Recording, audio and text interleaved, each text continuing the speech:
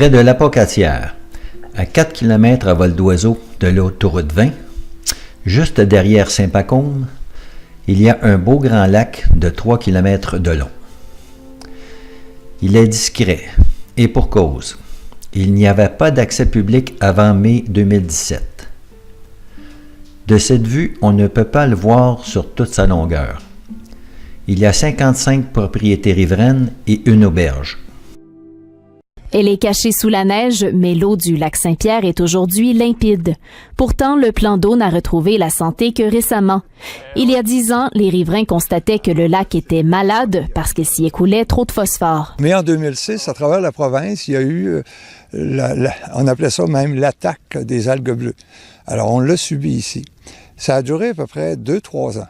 Mais comme on avait déjà un comité de protection de l'environnement que je présidais à l'époque, on était prêt à agir. C'est alors que la cinquantaine de propriétaires riverains se sont mobilisés pour redonner la santé à leur lac.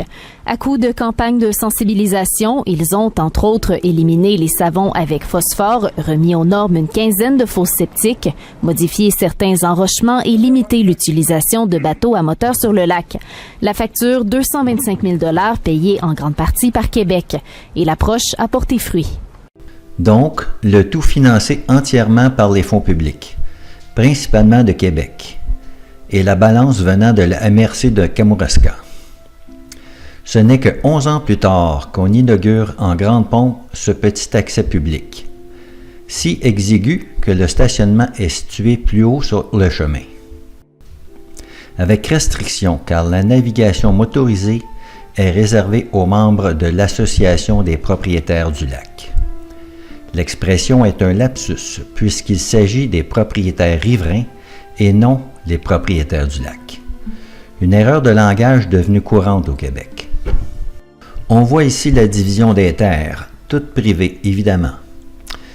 Après des décennies d'accès exclusif, voilà la portion qui nous est accordée comme contributeur supramajoritaire à 40 000 parts contre une sur le 225 000 $ de financement. Par un effet pervers, les Québécois contribuent financièrement à consolider la valeur spéculative des propriétés riveraines qui bloquent l'accès au plan d'eau et sont la cause principale de la détérioration de ceux-ci. C'est tout de même étrange que la raréfaction d'accès à un bien public, comme un lac, récompense financièrement ceux qui en sont la cause. Il y a un autre accès à un plan d'eau sur le territoire de la municipalité. C'est au lac de l'Est, près de la frontière des États-Unis, à 36 km du lac Saint-Pierre. Il fait 9 km de long et d'accès payant. Il y a bien sûr d'autres lacs sur ce territoire, dont les 12 lacs de la ZEC-Chappé. C'est une zone d'exploitation contrôlée, surtout vouée à la chasse et la pêche. Elle fait 388 km². Mais il en coûte 11 $ par voiture par jour pour y circuler, ainsi que les 5 lacs de la pourvoirie à droit exclusif de la baronnie de Kamouraska.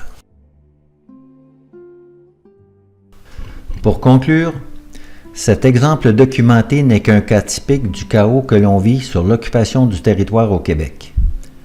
Les grands espaces du Québec, c'est un mythe. La réalité est tout autre.